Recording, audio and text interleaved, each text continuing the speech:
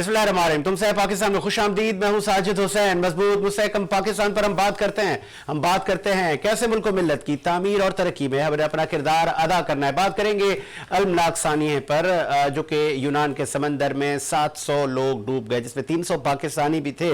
अब ये कहा जा रहा है कि वो कश्ती डुबाई गई है सर, जिसके कश्ती के आखिरी हिस्से में 100 से ज़्यादा बच्चे भी थे। बहुत सारी अब चेमागुइयाँ हैं और जो एजेंट्स हजरात थे जो इन भोले लोगों को वर्गला कर उनसे 22 लाख से 35 लाख रुपए भी लिए गए और उनको फिर भेजा गया। मुताद्दिद ऐसे वाक़यात होते होंगे, अलबत्ता जब से सोशल मीडिया का ज़माना आया है तो ये वाक़यात हम देख रहे हैं। तो ये इंसानी स्मगलिंग की रोकथाम के लिए हुकूमत क्या कर रही है? कहा यह जा रहा है कि ये वर्ल्ड वाइड माफिया है जो कि कंट्री टू कंट्री अपना काम करता है। कितना स्ट्रॉन्ग है ये? कम से कम हमने अपनी कंट्री से तो इन माफियाज को ख़त्म करना है और इनको कैफरे किरदार तक पहुंचाना चाहिए कि जिन्होंने इस तरह ये लोगों के साथ वो मनाजिर हम आपको स्क्रीन पर दिखा नहीं सकते, इतने दर्दनाक हैं। पॉलिसीज़ को मद्देनज़र रखते हुए इस पर भी हम बात करेंगे। फिर बात करेंगे चेयरमैन सेनेट ने, वो कहते हैं ना कि खुद ही बिल पेश करवाया और फिर उसको मंजूरी के लिए लाया गया। अलबत्ता मंजूर तो ना हो सका, मुमकिन है वो मंजूर हो जाए। सर, मराहतों का ये बिल है जिसमें चेयरमैन सेनेट मौजूदा और साबका के लिए ये मराहतें हैं। और वो मराहतें क्या क्या हैं कि जी वो 12 गार्ड, 12 जो मुलाजिम हैं वो रख सकते हैं। वो एक गाड़ी नहीं, वो 2 से 4 गाड़ियाँ भी रख सकते हैं। हाउस रेंट जो कि साबिक या मौजूदा, जिसकी जो एक तखमीना था 1 लाख तक की रकूम थी, जिसको बढ़ा के मुबैना तौर पर कहा यह जा रहा है कि वो 50 लाख तक जाएगी रकम। तो जब मुल्क इस हालात से गुजर रहा है, दूसरी जानिब वज़ीर आज़म शहबाज शरीफ साहब मुतअद्दिद बार कह चुके हैं कि हमने कर्ज़ों से जान छुड़ानी है, हमने IMF से जान छुड़ानी है, मुल्क को खुद मुख्तार बनाना है। तो वो मुल्क खुद मुख्तार कैसे बनेगा जब आप हुक्मरान तबका ऐसे बिल लाएगा? तो फिर सवाल तो बहुत सारे उठेंगे और वो सवालात हुकूमत से किए भी जाएंगे। इस पर बात करेंगे। फिर हम बात करेंगे हक दो तहरीक के चेयरमैन हिदायतुर रहमान साहब ने भी आज प्रेस कॉन्फ्रेंस की है। उनके क्या शिकवे हैं, किस कदर बलूचिस्तान और वफाकी हुकूमत ने उनके शिकवे ख़त्म किए या अभी भी हैं, इस पर बात करेंगे। स्टूडियो मेरे साथ मौजूद हैं कराची की मारूफ शख्सियत, आपका ताल्लुक पाकिस्तान तहरीक इंसाफ से, सलीम सचवानी साहब। बहुत शुक्रिया सर, सलीम सचवानी साहब, आपने टाइम दिया। उनके साथ मौजूद हैं आप सीनियर जर्नलिस्ट हैं, के द्वारा अपने मुल्क की सियासत के सैयद सज्जाद अली शाह। बहुत शुक्रिया सर। शाह साहब, आपका भी, आपने टाइम दिया। पहले सलीम साहब, ये कश्ती का एक हादसा हुआ, ये कोई पहली बार नहीं है, बहुत बार ऐसे हादसा होते हैं और मुमकिन तौर पर ये तो हादसा हुआ तो आपने, हमने और पूरी दुनिया ने देखा। ये जो गैर कानूनी ट्रैवलिंग है तो चल रही होगी, कोई पूछने वाला नहीं। सर, आपकी बात सही है, गैर कानूनी ट्रैवलिंग नहीं होनी चाहिए, मगर आप देखिए कि हमारे मुल्क जिसको अल्लाह ताला ने हर तरह का मौसम दिया है, हर तरह की मानियत से नवाजा है, हर तरह के जहानत से भरपूर लोगों से नवाजा है, इसके बावजूद भी 70 साल से आगे जाने के बजाय पीछे क्यों जा रहे हैं? ये इसी नाकाम हमारी पॉलिसियाँ रही हैं, नाकाम हमारे मनसूबाबंदी रही है।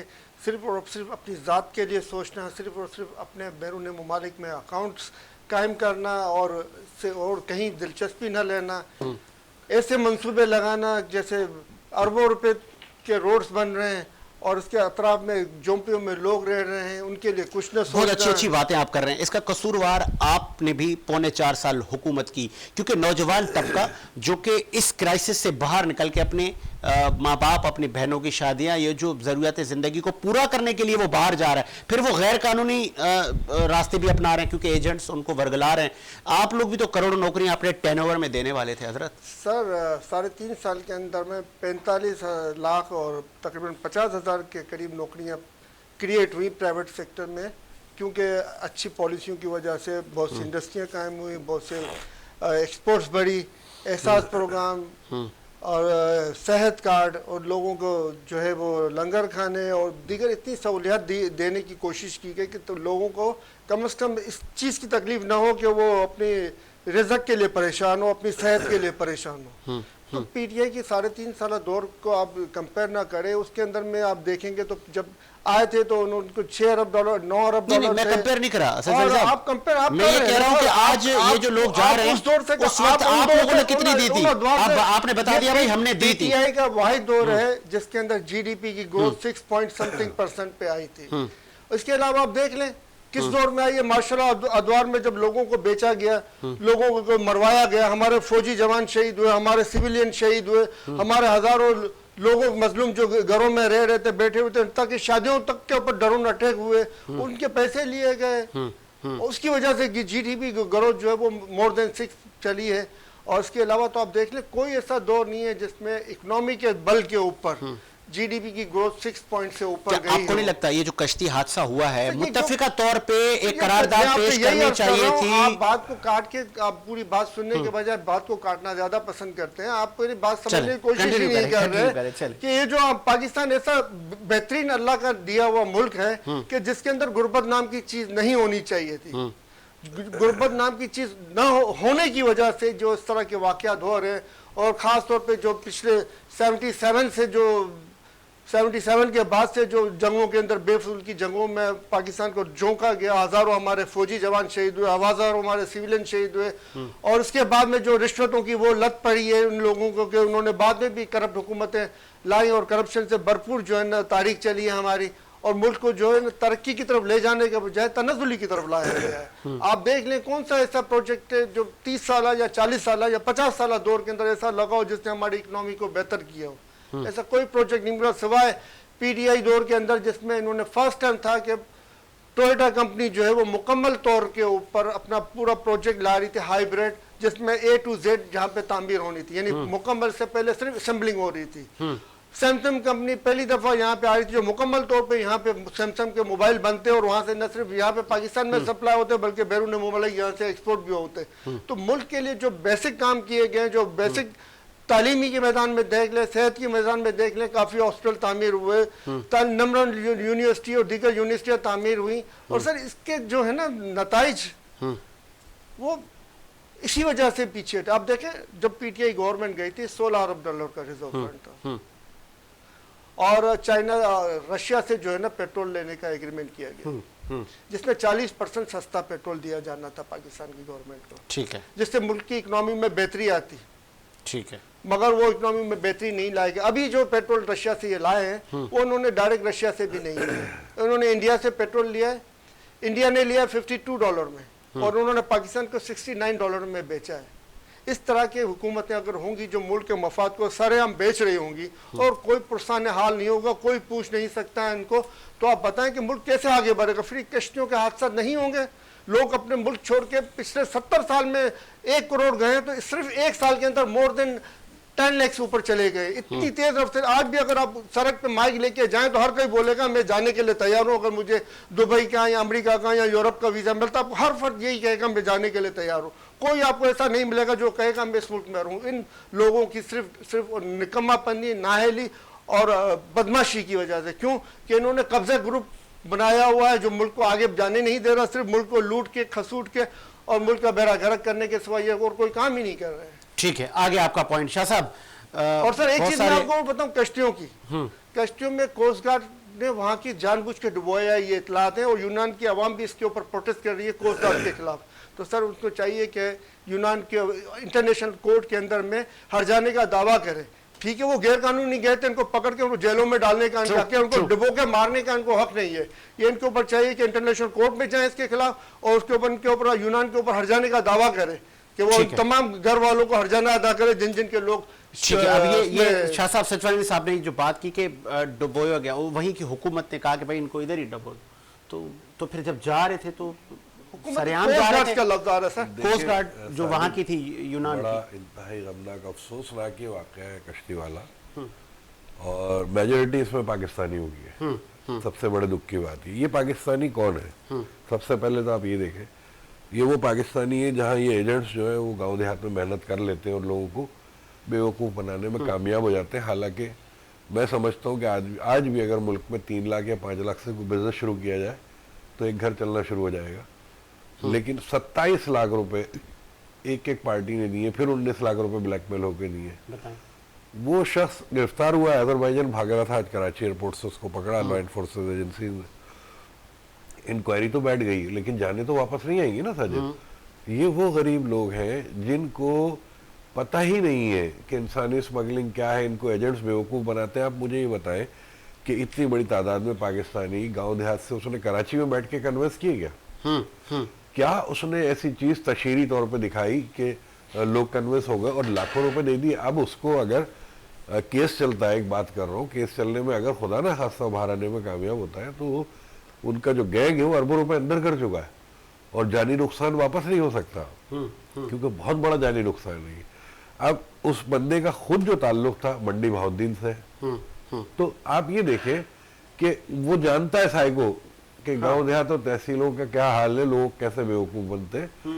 वो आके कराची बैठ के और उसने बड़े इंप्रेशंस दे के जो है वो खुद, हालांकि मंडी बहाउद्दीन से था, तो कोई एक शातिर पैदा होता है, वही हरकत है। ये हम शुरू से अपनी उम्र में देखते आ रहे हैं कि इंसानी स्मगलिंग का काम रुकता नहीं, कोई ना कोई एजेंट की लूटमार कर रहा होता है।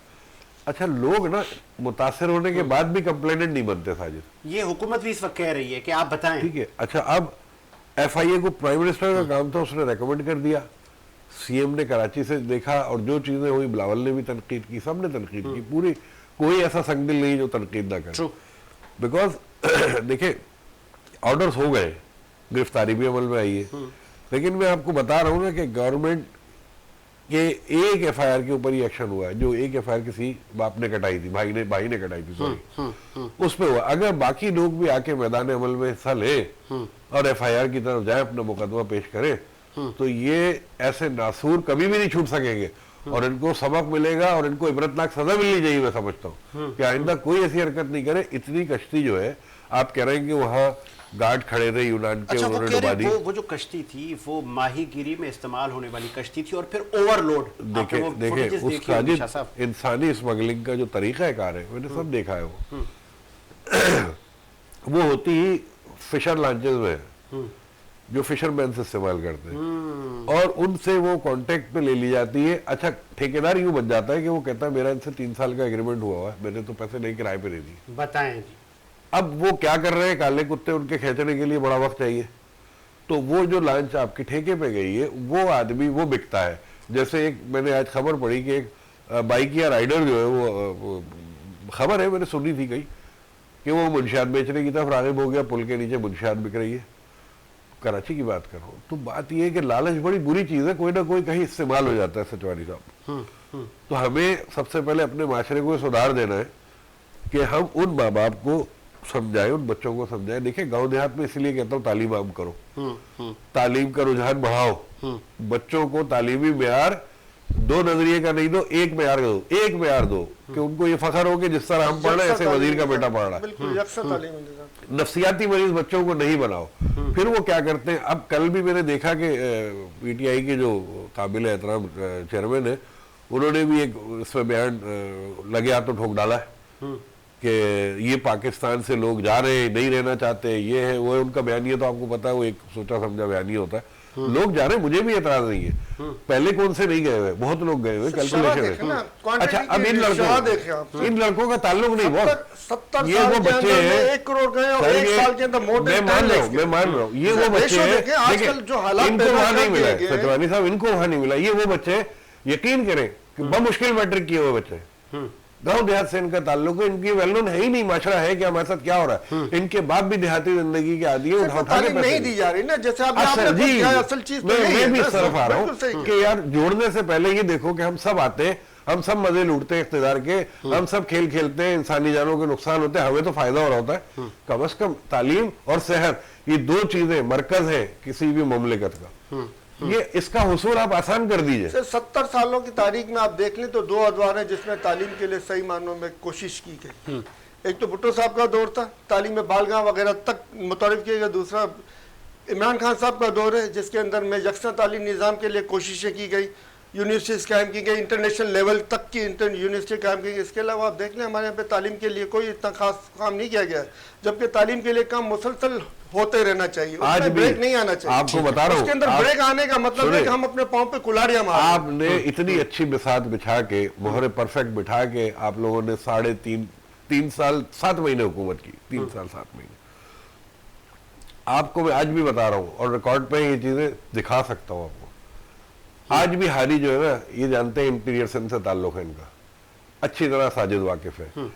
एक आटे के कट्टे के पीछे जब वो देता है जमींदार, जो जागीरदार जिसकी जो फसल हो रही होती है, वो पूरी फैमिली से मेहनत करवाता है कि महीने पे तुम्हें ये वाला आटे का कट्टा दे देंगे। कैश में उसको कुछ नहीं मिलता है। अंदर जाके हालात तो देखिए आप, थरका, उमरकोट का, दीगर इलाकों का, हमने सब देखा। हमें दुख इस बात का है कि आप इस सिस्टम को तोड़ नहीं सका, कोई नहीं तोड़ सका। ठीक है, अक्सरियत नहीं थी और इस ना अक्सरियत होने के बावजूद जितने इकदाम किए गए वो बेहतरीन इकदाम थे और अपनी बात के ऊपर, अपने उसूली मौक़िफ़ के ऊपर कहीं भी पीछे नहीं हटे। चले ऐसे इसी मौक़िफ़ से पीछे न हटने की वजह कि वो गवर्नमेंट से बाहर हो गए मगर अपने मौक़िफ़ पे कायम रहे। चले जी, ये जो हालात मुल्क के चल रहे हैं कि नौजवान तबका अब मुल्क से बाहर जाना चाह रहा है, तो फिर दूसरी जानिब एक मरातों का बिल पेश किया गया सेनेट में, अलबत्ता मंजूर तो नहीं हुआ, लेकिन हामी उस बिल के न सिर्फ हुकूमती अरकान बल्कि PTI के लोगों ने भी उस पर सिग्नेचर कर दी कि ये होना चाहिए। अब ये टाइम हुकूमत तबके का मरात लेने का नहीं है, आवाम को मरातें देने का वक्त है। तो इस पर भी बात करते हैं। प्रोड्यूसर साहब ब्रेक का कह रहे हैं, एक ब्रेक लेते हैं और ब्रेक के बाद आते हैं।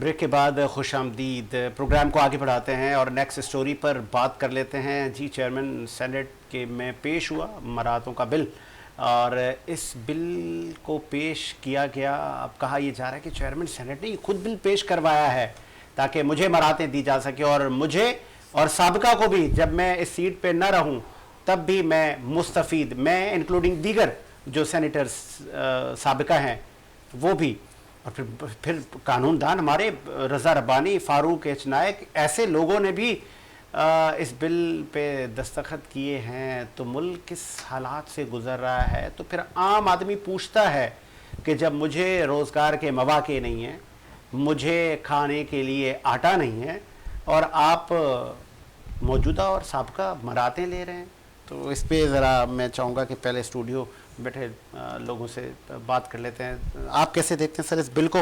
एक PTI के साहब ने भी तायद की है, सचवानी साहब। सर ये बिल जो है मौजूदा हालात के अंदर में पाकिस्तान के अवाम के ऊपर जुल्म है जो कि किया गया है और आप देखें कि ऑलरेडी मोर देन 50 खरब की मरातें दी जा रही हैं जिनको मरातों की ज़रूरत थी उस तबके को, और ये तबका भी चेयरमैन सेनेट का भी उन्हीं में शामिल है जिनको मरातों की ज़रूरत नहीं है, वो ऑलरेडी खुद कफील है मगर इनको मरातें दी जा रही हैं क्योंकि पाकिस्तान गरीबों के लिए नहीं है, गरीबों का खून निचोड़ने के लिए इनके नज़दीक में है और अमीरों को नवाजने के लिए। आप देखेंगे टैक्सेस का बजट के अंदर भी टैक्सेस का ज़्यादातर बोझ जो है वो गरीब आवाम पर है। अमीरों पर से नए तरीके से, नए टैक्स नादहंदगान से टैक्स लेने के लिए कोई इन्होंने मनसूबा नहीं बनाया है। तो जब हुकूमतें गलत होंगी और गलत हुकूमतों को सपोर्ट किया जा रहा होगा तो वो सपोर्ट करने वाले भी जुल्म कर रहे हैं लोगों के ऊपर और अपनी आवाम के ऊपर, अपने सिक्योरिटी इदारों के ऊपर, और हुकूमत तो कर ही रही है। क्या इससे ये मंजूर लाया तो गया है, क्या आपको लगता है कि मंजूर भी हो जाएगा? सर जिस तरह जिन जिन लोगों ने इसको सपोर्ट किया है इस हिसाब से मंजूर हो जाएगा, मगर ये होना नहीं चाहिए।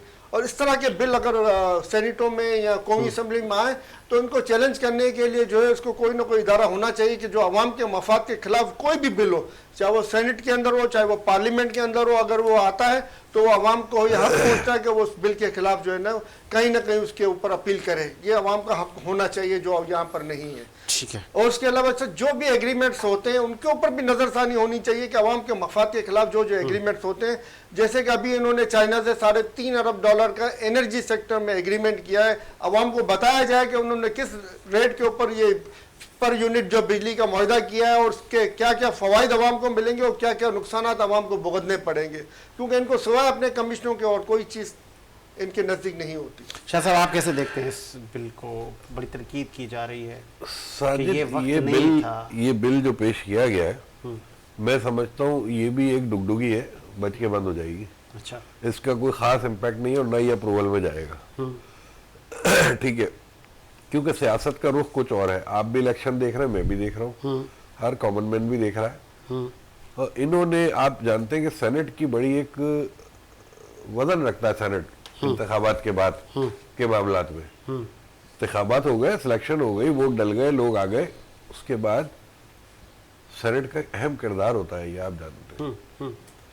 तो सेनेट को हाथ में लेना, आपको पता है जरदारी साहब के लिए कोई मुश्किल काम नहीं है। सियासी अगर पैतरेबाजी में कहूँ तो उनसे अच्छा खिलाड़ी जो है वो उस वक्त नजर नहीं आ रहा। यानी आप ब्रैकेट में कह रहे हैं कि खरीदना, खरीदने की बात ही नहीं हो रही है, फेवर की बातें हैं जो उन्होंने बिल पेश पास डाल दिया कि यार ये बिल अप्रूव कराओ, है ना भाई। क्या होगा, देखिए आपने 100 रुपए मांग लिए, जाते जाते 50 देके चले गए आपको, तो 50 की जगह 25 देगा, मिला तो अगर हम इतने ऊपर से नहीं आएंगे तो कुछ भी नहीं मिलेगा, उसको भी माइनस कर दिया जाएगा एक बार।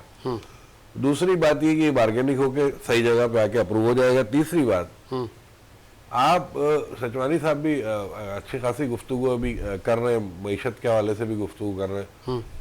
मैं कहता हूँ कि साजिद, मईशत का जो असल बिगाड़ शुरू हुआ ना, वो शुरू होने के जो लम्हात थे वो 2018 के थे। अच्छा।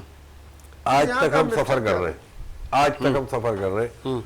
कोई भी माई का लाल आके आवाम का भला नहीं कर सका। देखिए अभी पेट्रोलियम मसनूआत की आपके हिसाब से क्या कीमत होनी चाहिए, ईमानदारी की बात, हम भुगत रहे हैं। उन्होंने स्टेबल रखी कीमतें हुकूमत वक्त में, ना कम की ना ज्यादा की, स्टेबल कर दी। वो नुकसान कौन लेगा, अवाम लेगी। ठीक है, आने वाले वक्त में आपको भी नजर आ रहा है कि पाकिस्तान पीपल्स पार्टी अपने मुनफरिद अंदाज में इलेक्शन लड़ेगी, नून लीग अपने मुनफरिद अंदाज में लड़ेगी। नहीं, आपने कहा कि इन्होंने कीमतें बरकरार रखी हुई हैं। आपको याद होगा ये हुकूमत अवाम को रिलीफ देने आई थी। इन्होंने कहा था कि हम आपका चेयरमैन पीटीआई से जान छुड़ाने के जो लिए जुल्म उन्होंने किया उसका हम जान छुड़ा देंगे, जान छुड़ा देंगे, हम बड़े काम कर देंगे। अच्छा, अब मैं इनकी तारीफ कोई नहीं करूंगा। जो इसाक डार साहब जल्दी जल्दी फ्लाइट उतरी उनकी, मेहनत की उन्होंने, कुछ चीजें, मिफ्ता इस्माइल साहब भी फारिग हो गए, वो भी फारिग हुए बीच में। इसाक डार ने कुछ चीजें जो है वो बड़ा ब्रेवली खेलने की कोशिश की है और नताइज उनके आ जाएंगे। कि IMF का मसला देखिए, आज जिसको बेस बना रहे कि इस वजह से हम खड़े ही नहीं हो सक रहे और यूं हो रहा है वो हो रहा है। इतना कभी लेट, पहले मुख्तलिफ अदवार में हम IMF से पैसे लेते रहे, लेकिन इस बार आपको नहीं लग रहा कि IMF हमें लिफ्ट नहीं दे रहा? सर, इमरान खान के दौर में सीपेक मंसूबे की क्या चाल थी? अब IMF जो है वो जानता है कि इस वक्त सीपेक बहाल हो गया है और ये मामला चल रहे हैं और चीन और रूस की तरफ से भी मामला चलने शुरू हुए। बड़े डिफरेंसेस होते हैं। देखिए, इंटरनेशनल लेवल पे मुल्क की सियासत को देखना पड़ता है। इंटरनेशनल लेवल पे जो है मफादात भी वाबस्ता होते हैं दीगर ममालिक के, हमारे साथ, हमारे उनसे वाबस्ता होते हैं। IMF की देर सवेरे भी मैं समझता हूँ इसी का हिस्सा है। अच्छा, इतनी बड़ी कोई चाल नहीं है, कोई गेम नहीं है। हिस्सा है कि कब थकते हैं, कब हाथ पैर डाल देते हैं, हथियार कब फेंकते हैं, कब हथियार फेंकते हैं, कब ये दिवालिया की तरफ जाते हैं, ऐसे ही फिर हम इसकी मदद के लिए आएंगे, फिर हमें फंड रिलीज करेंगे। एहसान करेंगे कि हमने गिरते हुए को उठा लिया, हम तो खड़े हो गए आपके लिए, तो असल दोस्त हम है आपके। तो ये सब एक दूसरे को मैं समझता हूँ नीचे दिखाने वाली बात है, लेकिन उम्मीद है कि पाकिस्तान अल्लाह के हुक्म से लाजमी इस मझधार से बाहर निकल आएगा। आए रोज एक सीजन स्टार्ट हो चुका है इत्तेहादियों का एक दूसरे के खिलाफ स्टेटमेंट देना। क्या वाकई ये इत्तेहाद भी वेरी सून तितर बितर होने जा रहा है? वो हुए बगैर आप इलेक्शन किससे लड़ेंगे? देखिए, इलेक्शन तो लड़ना ही लड़ना है। कोई एक अपोजिशन बनेगी और एक कोई हुकूमती पार्टी बनेगी जो हुकूमत करेगी। तो वो आप इलेक्शन लड़ेंगे किससे? PTI को तो आपने हो गई ना साइड मामला। अब इस्तेहकाम में पाकिस्तान में कोई खास दम तो नहीं है, वो खुद किसी अम्ब्रेला के नीचे आएंगे। ट्रू है ना, नजर आ रहा है हमें। बाकी रह गई दीगर जमातें, तो फजलुर रहमान जितनी सीटें लेते थे JUI से। प्रोड्यूसर साहब से मैं रिक्वेस्ट करूंगा कि हिदायत रहमान साहब को जरा लाइन पे लें, तो फिर हम उनको भी प्रोग्राम में शामिल करते हैं। और मैं लास्ट में, सचवानी साहब, इस वक्त जो मेरे पास डिटेल आ रही है, चेयरमैन सेनेट की मरात और अलाउंस इजाफे का बिल मंजूर होने से कौमी खजाने पर भारी बोझ पड़ेगा। गुज़िश्ता रोज़ चेयरमैन सेनेट सादिक संजरानी ने बिल पर वजाहत देते हुए कहा था कि 1975 में कानून में मौजूद हालात के मुताबिक रद्द-ओ-बदल किया गया है। सहूलियात पहले से दी जा रही हैं, सरकारी खजाने पर कोई बोझ नहीं पड़ा। वह वजाहतें दी जा रही हैं। अब ये ख़जाने पर बोझ तो पड़ेगा कि आप मरातों में इजाफा कर रहे हैं, तो इससे आम आदमी के पास क्या मैसेज जा रहा है, ये भी एक लम्हा फ़िक्रिया है। प्रोड्यूसर साहब, अगर हिदायत रहमान साहब से रब्ता हमारा बहाल हो गया तो फिर हम उनकी एक आज उन्होंने प्रेस कॉन्फ्रेंस भी की है, बड़े गिले शिकवे उन्होंने बलूचिस्तान हुकूमत से किए हैं। अस्सलाम वालेकुम हिदायत रहमान साहब, क्या आप सुन सकते हैं? जी जी, सलाम। बहुत शुक्रिया। हक दो तहरीक के आप रुए रवाएं। मैं चाहूंगा, आज आपने एक प्रेस कॉन्फ्रेंस की थी, आप वो जरा एक हमने छोटा सा उससे क्लिप निकाला है, वो जरा आप सुने तो फिर मैं आपसे सवाल करता हूं। प्रोड्यूसर साहब जरा सुनवाइएगा हिदायत रहमान साहब को कि आज उन्होंने क्या कहा है और बलूचिस्तान हुकूमत से क्या उनके मुतालबात हैं। बलूचिस्तान के लोग इज्जत चाहते हैं, बलूचिस्तान के लोग अपने वसाइल पर हक चाहते हैं, बलूचिस्तान के लोग बुनियादी हुकूक चाहते हैं, बलूचिस्तान के लोग तालीम चाहते हैं, डॉक्टर चाहते हैं, रोज़गार चाहते हैं, अपने वसाइल पर हक चाहते हैं। ये हमारे मुतालबात हैं जो आपके ज़रिए मुकाम तक पहुँचाना चाहते हैं। यही हमारा जुर्म है जो हम पे अभी मुझ पर 16 FIR हैं, मुझ पर सिर्फ 16 FIR सिर्फ मुझ पे एक दिन में बनाए गए हैं। 16 FIR भुगत के अभी लाहौर आ रहा हूँ, 4.5 महीने कैद करके। और वहाँ हमारा जुर्म क्या है? मैं जज के सामने पेश हुआ, जज ने मुझसे पूछा आपका जुर्म क्या है? मैंने कहा बहुत बड़ा जुर्म है, आप मुझे फांसी दे दें। कह रहे बताओ क्या जुर्म है? मैंने कहा पानी मांगता हूँ। यानी पानी मांगना भी ऐसा जुर्म है कि 16 FIR और फांसी हमें दे दें। मैं आपका फिर आखिर में अहले बलूचिस्तान की तरफ से अपने गवादर की माएँ और बहनें, आप देखे होंगे मीडिया में कि सबसे ज़्यादा बड़ी तादाद में हमारी माएँ सड़कों पर वहाँ निकलती हैं, उन माओं की तरफ से भी आपका शुक्रिया अदा करता हूँ कि आपने वक्त दिया।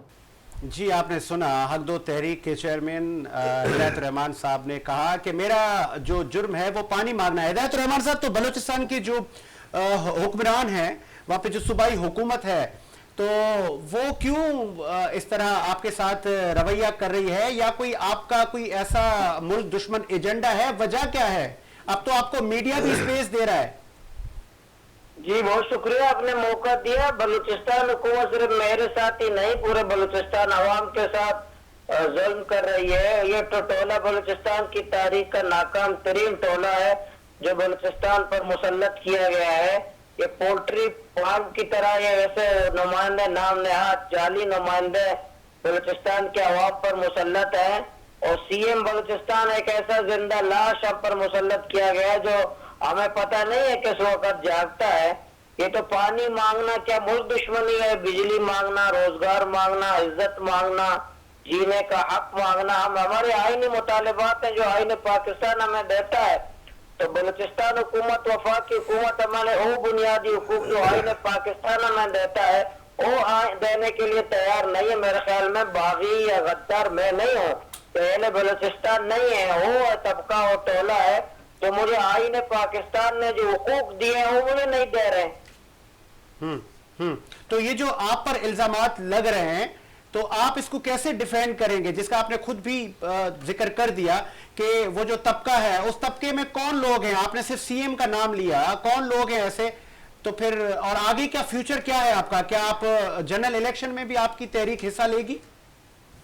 देखिए वो तबका वही है जो देखिए रियासत को चलाने वाले जितने इदारे हैं, रियासत को मजबूत करने वाले भी वही हैं, रियासत को कमजोर करने वाले भी वही हैं।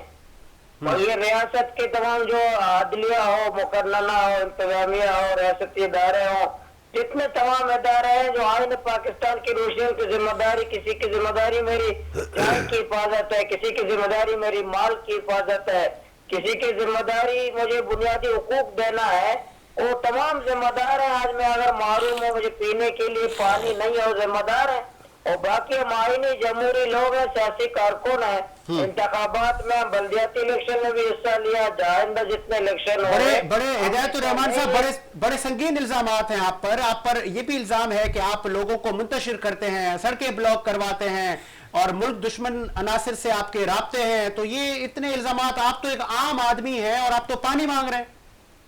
देखिए ये तो शुरू दिन से आज से नहीं है। जो हक मांगने वाले हर एक को गद्दार कहा जाता है, जो हक छीनता है वो मोतबर है। जमीन अपने हुकूक मांगने वालों को गद्दार और उनको शरपसंद, उनको दहशतगर्द कहा जाता है। जो करप्ट करप्शन करते हैं, माल बनाते हैं, जायदाद बनाते हैं और दुनिया भर की दौलतें बनाकर खुद अरबपति और करोड़पति बनते हैं। मेरे बच्चे को दूध पीने के लिए पानी नहीं है और खुद लंदन और दुबई में शाहाना जिंदगी जजीरे खरीदते हैं। वो गद्दार नहीं है, वो शरपसंद नहीं, दहशतगर्द नहीं है, मैं दहशतगर्द हूँ। मौजूदा लास्ट में मौजूदा जो वफाकी हुकूमत है इस वक्त वज़ीर आज़म शहबाज शरीफ साहब की क़यादत में, इससे कोई आपको उम्मीद है? क्या उन्होंने कोई आपके जो मामलात थे उनमें अपनी वैल्यू ऐड की है?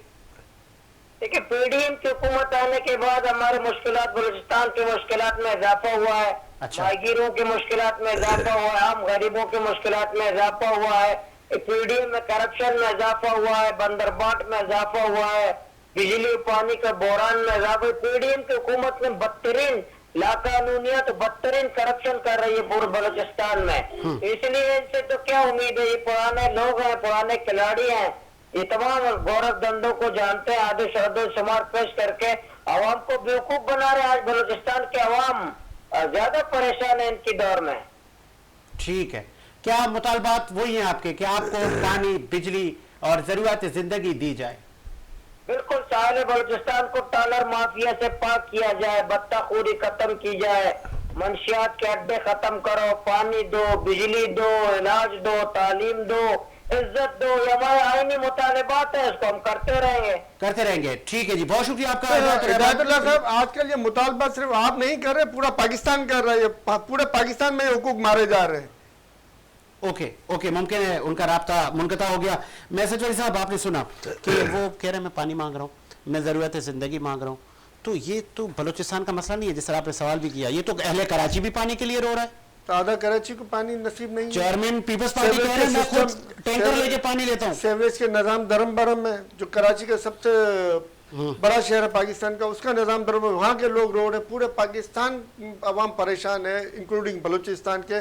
मगर बात परेशानी की सिर्फ और सिर्फ एक ही हल है, जो इमरान खान साहब कहते हैं कि कानून की हुक्मरानी होनी चाहिए, जो सुन्नत नबवी है, करप्शन नहीं होनी चाहिए, जो कि हमारी तालीमात है, दीनी तालीमात है। इससे जब तक हम इन चीज़ों पे नहीं आएंगे, जब तक हम रूल ऑफ लॉ और करप्शन के खात्मे के लिए हम काम नहीं करेंगे, उस वक्त तक हम कहें कि पाकिस्तान आगे बढ़ सकता है, पाकिस्तान तरक्की कर सकता है, तो ये मुमकिन नहीं है सर। ये हम अपने आप को दोज़ख की तरफ बुला रहे हैं, जो अल्लाह ने कहा है कि रिश्वत लेने वाला और रिश्वत देने वाला दोनों ही दोस्त की हैं। और ये मेरे भाई साहब ने अभी थोड़ी देर पहले कहा था कि 18 से खराबी, सर 18 से खराबी पैदा नहीं हुई है। खराबी, असल जो खराबी पैदा हुई है पाकिस्तान टूटने के बाद, जो 5 साल के बाद, जो भुट्टो साहब के दौर के बाद 77 में जो इलेक्शन हुए, उसके बाद 79 में जो उनका तख्ता उल्टा गया, उसके बाद खराबियाँ पैदा हो गई हैं। जब यहूद और नसारा को वाहिद दुनिया की सुपर पावर बनाने के लिए पैसे खाए गए और हमारे फौजी जवान और हमारी आवाम को इस जंग में झोंका गया और हमारे हज़ारों जवान शहीद हुए, हमारे हज़ारों सिविलियन शहीद हुए। इसके बाद जो है ना करप्शन का बाजार गर्म रहा, $50 बिलियन वहाँ से लिए गए, वो करप्शन की नज़र हुए और उससे अपने बैरून ममालिक में प्रॉपर्टियाँ बनाई गई, उससे बैरून ममालिक में जो है ना वो अपने खजाने भरे गए और पाकिस्तान की आवाम को जुल्म और सितम के बाजार में धक्का दिया गया। उसके बाद जब वो दौर ख़त्म हुआ, जब अमेरिका ने आंखें फेर ली, तो फिर करप्शन किस तरह करनी है, इसके लिए आप देखो उस वक्त पाकिस्तान का बजट सिर्फ 65 अरब था। अगर उसको आप डॉलरों में कैलकुलेशन करेंगे तो वो इतना ज़्यादा बजट नहीं है, क्योंकि उसमें करप्शन के रेशो कम था। फिर भी उस वक्त तमाम तर करप्शन हो रही थी बैरूनी पैसे के ऊपर, और इंटरनल पैसे के ऊपर वो करप्शन नहीं हो रही थी। उसके बाद में जो इन्होंने सेल्स टैक्स लगाया, वो कहाँ, उससे क्या आवाम को बेनिफिट हुआ? कोई बेनिफिट नहीं हुआ। उसके बाद उन्होंने टैक्सों के मुख्तलिफ टैक्सेस बढ़ाते गए, उससे आवाम को क्या बेनिफिट मिला? कोई बेनिफिट नहीं मिला। आवाम के ऊपर उसके बाद से दबते गए मुख्तलिफ टैक्सेस के बाद में। तमाम बिजली के जो तमाम तर मुआहदे 90s के अंदर हुए सजाद साहब, वो तमाम के तरफ पाकिस्तान के करप्ट तरीन वो मुआहदे, तो आज जो पाकिस्तान माशी तौर पर बदहाल है वो उन्हीं मुआहदों की वजह से है।